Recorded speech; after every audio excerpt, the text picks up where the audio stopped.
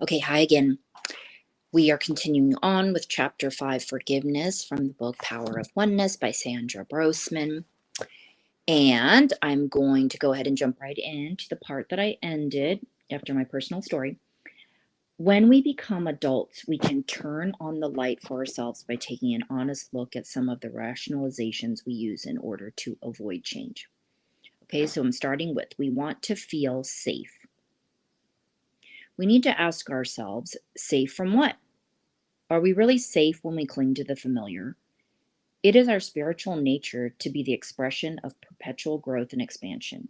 If we want to dwell on risk, we need to consider that the most perilous thing we can do is to forget who we are and why we are here. We are all on this earth for a reason and bring personal expression to this physical world, which absolutely no other soul can bring. We can only mindfully express our true self by being in present time. What could possibly be more safe and spiritually correct than to be who we truly are and to continue to evolve through change? Number 2, we don't have the courage or strength. Courage, the root word they say, means heart. Okay. This does not mean the absence of fear. Indeed, we all have fears. Having courage means we have the heart to face our fears and to make changes for the better even when we are afraid. Does it take strength to make changes? Of course it does, but it takes a lot more of our strength to withstand the turmoil of going against the natural current of change and growth than to go with the flow of it. We are energy, and energy by its very nature is constant change. If we think about the times of our strength has felt most depleted, has it been when we used our energy to adjust to new challenges or when we desperately are trying to stay in the same space? Whether we choose to be open to change or not, it takes courage and strength to live. So we may as well use our energy to work in harmony with the laws of nature. Okay, next. We want to be comfortable. We need to take a reality check on this too. If we are not moving forward, we eventually become stuck in the status quo. Is it comfortable to feel stuck? Even though we may feel a little insecure moving out of familiar spaces, it is really quite healthy to experience the discomfort that comes from growth. Discomfort is caused by bumping against the boundaries of our outgrown paradigms, indicating that it is time for our mind's knowledge to catch up with our soul's wisdom. When we feel uncomfortable, it is usually not because we are experiencing change, but because we are resisting it. It is like going through a growth spurt as a child. The faster our feet grow, the more often we felt the discomfort of our shoes being too tight. We certainly didn't resolve the situation by shrinking our feet. We had to create more room for our feet to grow by buying larger shoes. And so it is with change. When we feel that the world around us is beginning to close in, we can't resolve the situation by making ourselves smaller. However, we can choose to create more expansive perspectives. Next, we don't want to experience confusion. Indeed, change does cause confusion, and what a blessing it is for us. Confusion scrambles the fixated thought patterns we have locked into so that we can rearrange them into a new system of ideas. If we think about it, the most powerful events in our lives, such as moving to a new house, receiving a promotion, getting married, or having a baby, all create a temporary state of chaos. Eventually, things quiet down, but as we look around, we see that we are in an entirely new space. Interestingly, one of the main tenets of chaos theory states that order resides within apparent chaos and confusion. Even though we know this at an intellectual level, we still delude ourselves by believing it is possible for us to keep the same context around all the circumstances of our lives by holding on to thought patterns from the past. Okay, lastly, we want to avoid pain. In our attempt to avoid the pain of change, we many times hold on to the past. Ironically, the parts of the past to which we remain most attached are the very ones which typically elicit the most painful memories. The parent who abandoned us, the spouse who was unfaithful, the employer who cheated us, and the friend who betrayed us. Holding on to these types of memories frequently breeds self-defeating patterns of guilt and unworthiness that fuel the misperception that we are imprisoned in a life with no choices. Most of the pain we experience in our lives does not come from moving forward. It comes from holding ourselves back. Although we try hard to avoid it, pain is, in many ways, our most powerful messenger of truth. I just love this because this woman just says the most, just profound, she says it, her words are just so, perfectly what I'm thinking. She puts it into words. Anyway, she's really very interesting. And this says she's from Pennsylvania, where I'm from, after the age of 6. 6 to 19. Anyway, I think that explains a lot. So maybe you can pick some things from here that resonate with you. And I realize it's a lot of information to sit on. So I'm just going to recap again right here.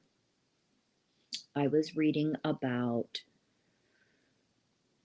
taking an honest look at some of the rationalizations we use to avoid change when you actually think about it, right? Because I'm reading you these things that hopefully provide some sort of answer to maybe those of you who want to make the changes, those of us who want to make the changes in our life, but what holds us back, right, from making those changes? 1, we want to feel safe. 2, we don't feel we have the courage or strength, right? This is going back to achieving and accomplishing. Next, we want to feel comfortable. Of course, feeling comfortable makes us feel safe. And to step outside of the box, pop culture thinking, do things different, whatever the reason is, it's better to stay where we are. We don't want to experience confusion. Who wants to be confused? I know I don't. And so that's why, even though I can even kind of sound confusing to myself, writing and having an organized list and laying things out, I really have to do. When I try to wing it, sometimes I feel like I'm not doing my best work. I guess it depends on what I'm talking about. We want to avoid pain. Now, this is the part, if you listened to in the last video segment, I said, I don't know that I'm sure, yes, there are parts and situations that I want to avoid pain, but for some reason, I realized that pain was information, so I would go into the pain. What kind of sick person does that? It's probably something too related in my self-defense training when I realized how much it was pushing me to grow, and that growth was a good thing. I went into it. I wanted more of it. Okay, it made me feel powerful and strong. And learning physical techniques helped empower me on all levels, and including that mindset training to get me where I am today. Okay, so these might explain, like I just said, why, what, prevents us from changing, making these changes in our lives, and how are we going to make them stick? That's why a coach and helping, all of us become more accountable. Okay, so I'm just going to, again, this is a lot of reading, and I'm just going to, you all can, this book is probably on Audible, but I'm going to, for my videos and these different things, I just want to give you bits and pieces, and also for our attention span. All of us, I want you to be able to sit with these things, think on these things a little bit, and like I said, it can be very, very thought-provoking and deep. So I'm going to read to you a couple more paragraphs. How does pain serve as a powerful messenger of truth? Okay, I'm going to tell you. This is probably why I went into the pain. Perhaps the most obvious benefit to feeling pain is that it certainly gets our attention. Pain is like the indicator lights and alarms in our cars indicating something is wrong. Chances are we ignored some pretty obvious clues before the panic lights came on, such as getting gas, changing the oil, or having our battery recharged. The same is true in our personal lives. Many times we experience mental, emotional, and physical pain only after we have ignored all the warning signs. How often do we abuse ourselves by not paying attention to the many subtle messages that come in whispers, messages to trust our intuition, relax more, exercise more, eat more nutritiously, spend more time with our families, or forgive someone. If we continue to ignore the whisper messages, the symptoms escalate until we are forced to pay attention due to a major mental, emotional, or physical crisis. And that's why I talk about holistic health, body, mind, spirit. Okay. And if it's not something new that I'm making up, that thoughts and emotions can cause illness and disease in the body, shows up as physical symptoms. Okay. So, like the indicator lights, pain is not a permanent condition in and of itself. It is a symptom telling us we are sensing something in our lives that is not coinciding with our inner truth. When we are living in harmony with our spiritual values, our energy is balanced and we feel at ease. When we are not living in concert with our spiritual values, our energy is out of balance and we feel pain and disease, which basically means, people, yes, if you're not following your truth, if you haven't found your purpose yet, or whatever it is going to haunt you. Okay. And so you're going to have a very difficult time trying to avoid your calling if you have a very specific big calling. Some of us have a bigger calling than others. Okay. So it doesn't mean you have to go and like change the whole world with, on that level. Okay. So it doesn't have to be like that. So I'm going to read this little section. Our bodies physically register the ease and disease within our lives in a very apparent way. We can struggle with the pain as though it is the enemy, or we can move to a deeper level of healing by listening to the messages that it brings.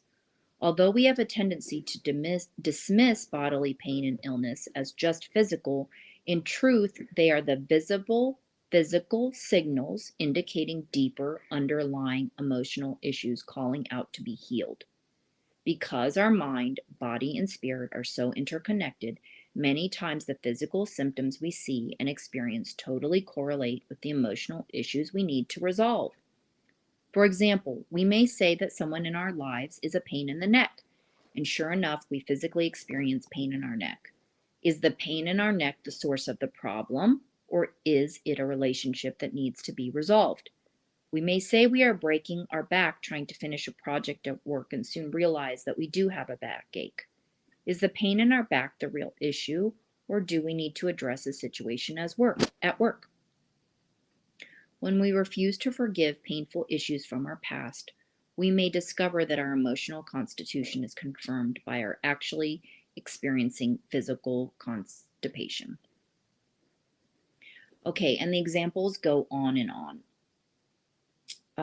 Okay, one more part. I keep saying that, but I'm going to read this because I feel like it might need to be heard. Painful experiences also remind us how to be compassionate and non-judgmental towards others. We can theorize about what it might feel like to have a serious sickness, deal with a drug addiction, go through a divorce, watch a friend or relative die in agonizing death, lose a job, or have serious money problems. But as the actual experience of living through these types of painful times, it opens up our hearts to express tenderness and total compassion to others who are wrestling with their own challenges in life. Pain serves many purposes, but the bottom line is that it makes us more receptive to change by alerting us to the urgent need to release something in our past that is blocking our spiritual growth.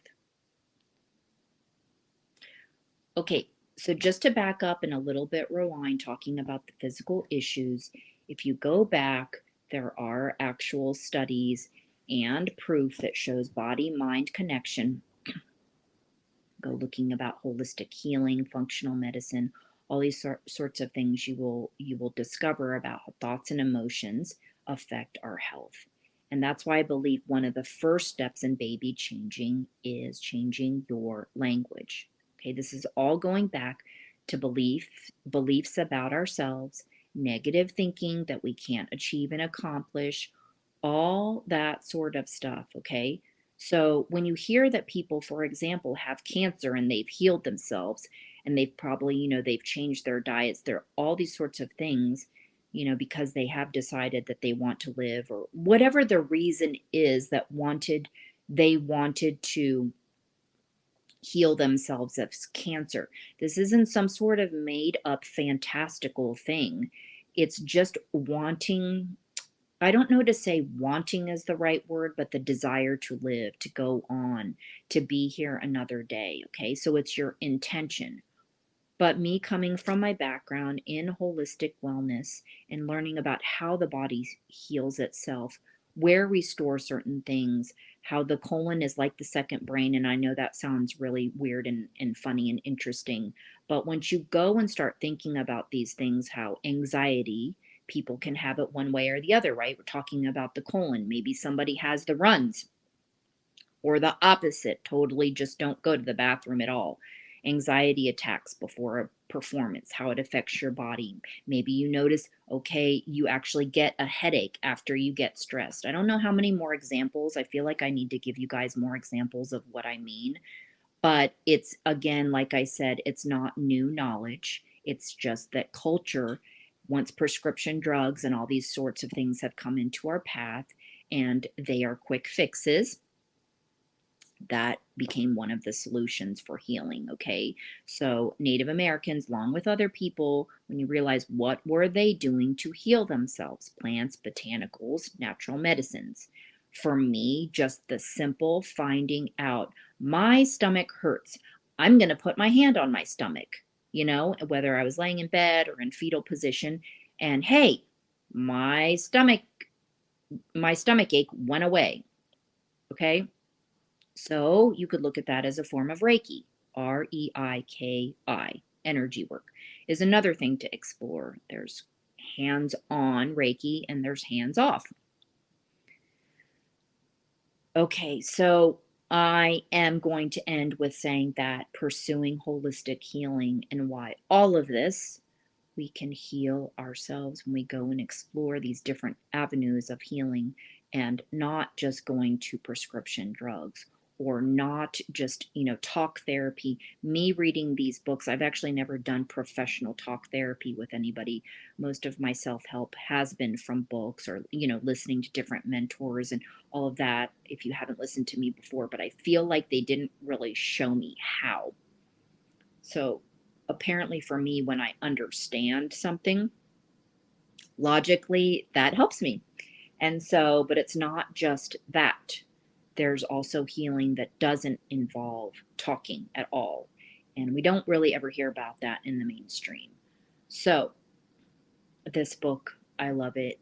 I would highly recommend it. And I will read to you more as I see fit on the different things I want to talk about. But all of this belief systems, freedoms to live your own life, being able, thinking, knowing, believing that you can heal yourself, pretty much everything, and ways to get out of get stuck, how to unstuck yourself, unstick, unstuck, negative thinking about yourself. And I have become happier because I have found these solutions for myself in my life.